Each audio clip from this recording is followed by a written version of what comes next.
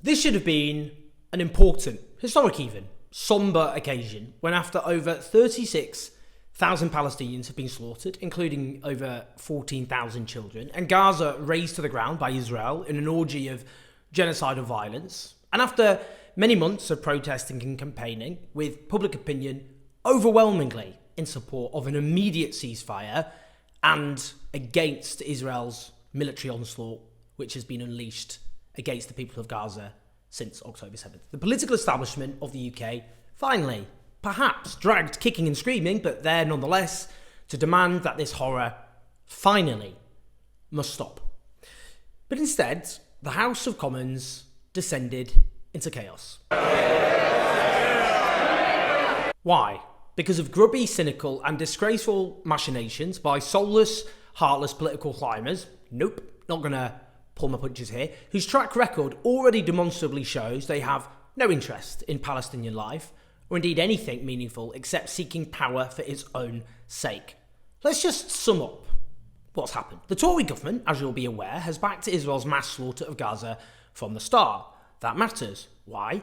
Because the UK arms Israel and uses its diplomatic power to support Israel, not least given the UK has a place on the UN Security Council, for example, and is the closest ally, purportedly at least, of the US, which of course is Israel's key protector. Now, the Tory government has been protected by the Labour opposition, which has backed them all the way, forming a shield around the government as public opinion has hardened against the mass slaughter of innocent Palestinians. So the Tories didn't come under pressure because the Labour leadership decided not to channel that growing public anger and instead just to sing the same tune. The SNP, on the other hand, and I speak here as a Scottish National Party for international audiences, I speak here as someone who's not a Scottish nationalist, they took a different position, undoubtedly influenced by the SNP's solid record when it comes to foreign policy calamities such as the Iraq War. A clue, the SNP was right about that. The faction now running the Labour Party, many of whom would invade Iraq all over again, even knowing what they know now, well, they were wrong, to say the least. It's also notable that the SNP leader, Humza Yousaf, has a Scottish Palestinian partner, that their loved ones were trapped in Gaza for weeks, causing them unimaginable worry and anxiety and stress, that his brother-in-law is a doctor working for Gaza's ruined healthcare system, risking his life in the most impossibly unimaginable conditions. That is a personal stake in a principled stance. We'll come on to that. Now, as per parliamentary tradition, opposition parties are allotted what are known as opposition days, in which they are able to set the agenda to raise issues of importance to them. The SNP, as a smaller opposition party than the Labour, rarely gets such days. So the SNP used that rare opportunity to table a motion on a ceasefire. And it was a motion that was very clear. Let's just read it. That this House calls for an immediate ceasefire in Gaza and Israel. Notes with shock and distress that the death toll has now risen beyond 28,000, the vast majority of whom were women and children. Further notes that there are currently 1.5 million Palestinians sheltering in Rafah, 610,000 of whom are children. Also notes that they have nowhere else to go. Condemns any military assault on what is now the largest refugee camp in the world. Further calls for the immediate release of all hostages taken by Hamas and an end to the collective punishment of the Palestinian people, and recognises that the only way to stop the slaughter of innocent civilians is to press for a ceasefire now. Spot on.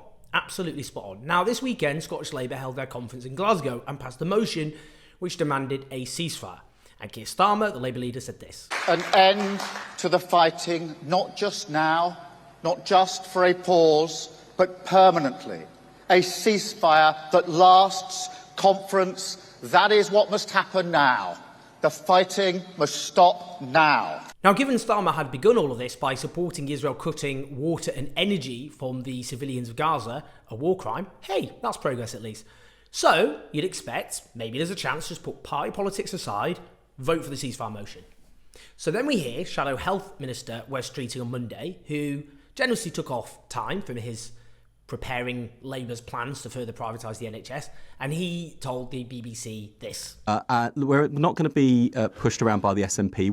Not pushed around by the SNP. Well, you can see who's playing games there, can't you? You can see what's really going on. So then Labour published their own amendment. It was just a mess, a mealy-mouthed mess. Crucially, immediate ceasefire becomes immediate humanitarian ceasefire, smacking more of its original stance of a humanitarian pause. That is, you cease the killing for a bit, then you resume it again. And it inserts wording as well, which defers to the terms of Israel. It had welcome components, that Palestinian statehood is an inalienable right of the Palestinian people and not the gift of any neighbour, for instance, though given Israel has no intention whatsoever of ever allowing the Palestinians to have their own state, what pressure is Labour prepared to actually put on Israel? Well, none, but that's for another video.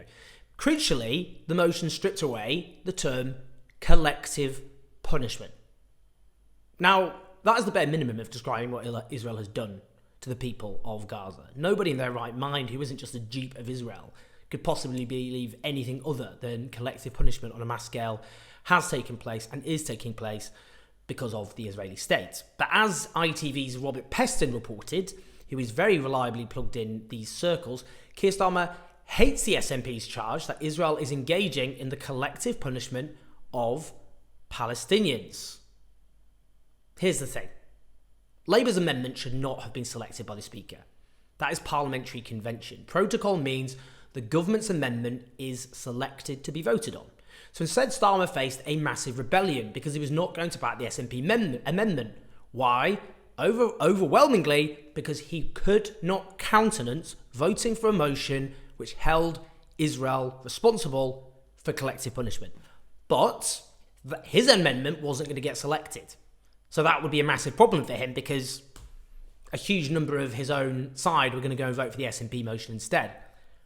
So imagine everyone's surprise when the Speaker suddenly selects Labour's amendment. Hence, uproar. I have therefore decided to select the amendments both in the name of the Prime Minister and in the name of the Leader of the Opposition. The Clerk of the House then came out to oppose such a move publicly, which in itself is pretty astonishing because of protocol and because he notes it doesn't extend the range of opinions. This argument, well, it lets everyone have a say. No, it doesn't. It prevents a vote on the SNP's motion. It means you just get a vote on the Labour motion. And given this is one of the rare opposition days that the SNP has, that is outrageous. Clearly. So what's the explanation then? Why is protocol suddenly thrown out the window? Now, Nicholas Watt, political editor of BBC Newsnight, who's very well connected, said, senior Labour figures tell me that the Speaker was left in no doubt that Labour would bring him down after the general election unless he called Labour's Gaza amendment. The message was, you will need our votes to be re-elected as Speaker after election, with strong indications this would not be forthcoming if he failed to call the Labour amendment. Now, this was then denied by Labour and the Speaker. Well, they were hardly going to go, yeah, we blackmailed him, and he was hardly going to go, yeah, let them walk all over me. A Labour government is now inevitable because of the Tory self-destruction. The Speaker knows that, and the Speaker, he wants to keep the job. So that's what happened, to be very clear. Let's just be very, very clear about what's happened here. In order to protect Israel from the charge of collective punishment, the Labour leadership blackmailed the Speaker of the House of Commons by threatening to destroy his career unless he broke parliamentary protocol and trashed one of the very few opposition days given to the SNP. And in doing so, the Speaker, I would note, a former Labour MP from the right of the party, that is the faction who supports Keir Starmer, intervened in a partisan fashion to save Keir Starmer from the biggest rebellion of his leadership. You know what? Imagine the Conservatives had done something like that, like Boris Johnson. So-called centrist commentators and journalists, whatever you want to call them, they'd be spitting fire, blue murder. They would be combusting right now. They'd be going on about this as an assault on parliamentary democracy. But they're not doing that. No, my friends. This deeply cynical cohort of commentator who very much do not object to terrible things being done. They just object when they're on the receiving end. They don't happen to believe in very much at all. They're some of the most cynical people I've ever encountered. Now, they're spinning this as clever politics. The SNP got manoeuvred. Look how clever Labour is. I mean, some of these people think they're in West Wing. I think the West Wing has a lot to answer for, which is people who are going to level with you. Not the most kind of profound and intelligent and well-rounded individuals who think they're kind of West Wing spin doctors and hacks. Now, I'm sure you'll be aware of the term client journalist, long rightly used to describe journalists who just take lines from the Conservative government. Some people seem to think that this term only applies to hacks who get fed Tory lines. It doesn't. Client journalists include those who are clearly acting as outriders for the Starmer project. So what happened amidst all of this? The SNP leader, Stephen Flynn, understandably made a furious speech about how his opposition day had clearly been run roughshod over. Should the Labour Party's motion be carried, then the SNP's vote will not be held. Secondly, if I have read the clerk's letter to all members correctly, which was sent to the Speaker, this was a consequence that he was warned of. So can you please advise me, where on earth is the Speaker of the House of Commons? How do we bring him to that seat? Now, the government withdrew from the vote in protest at the Speaker's shenanigans because clearly the Speaker had intervened in a partisan way. And again, if it was the other way round, Labour would just do the exact same thing. Both the Tories and the SNP walked out in protest. Now, the Speaker then went on to apologise, though the apology is weird. And I've got to say, I regret how it's ended up. It was not my intention. I wanted all to ensure they could express their views and all sides of the House could vote.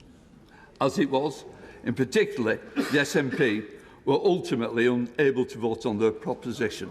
I am, and I regret, with my sadness. What does the apology even mean? I mean, he was warned of what would happen. He must have known what was going to happen.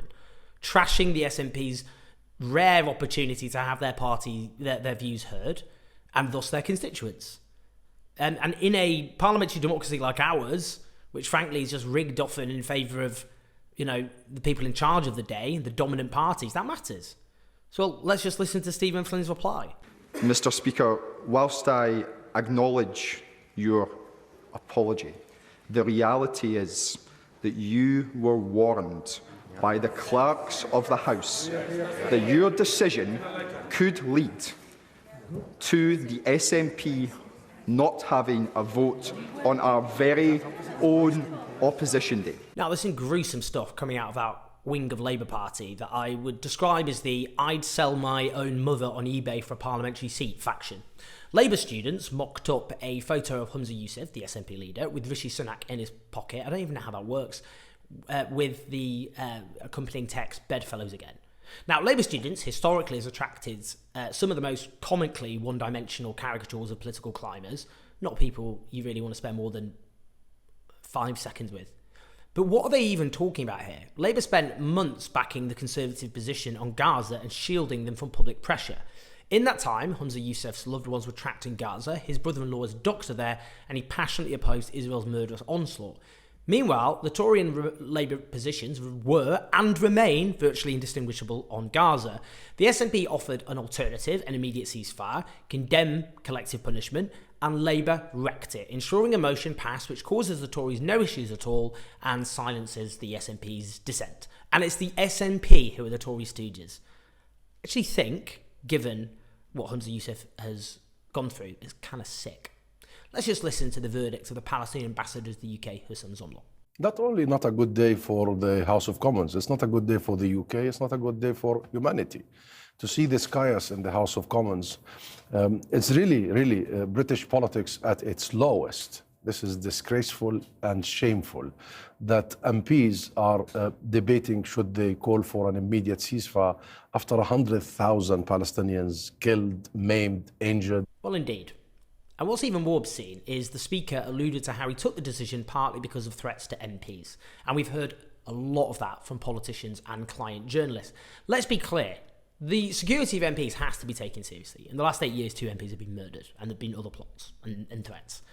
What is obviously happening here is the weaponisation of that issue to try and shield MPs from scrutiny of, for example, complicity in war crimes. That if you call out the role of our political elite in facilitating what Israel has done, that is, tone it down, you're inciting. And then also shutting down means of scrutiny and debate and democracy. Now, I wouldn't be surprised if Starmer, his administration, comes in when he becomes inevitably Prime Minister because of Tory's self-destruction, looking to criminalise some forms of lobbying MPs on the basis it's some form of incitement. Because the real victims here aren't Palestinian babies having their heads ripped off, it's MPs having rude words thrown at them on Twitter.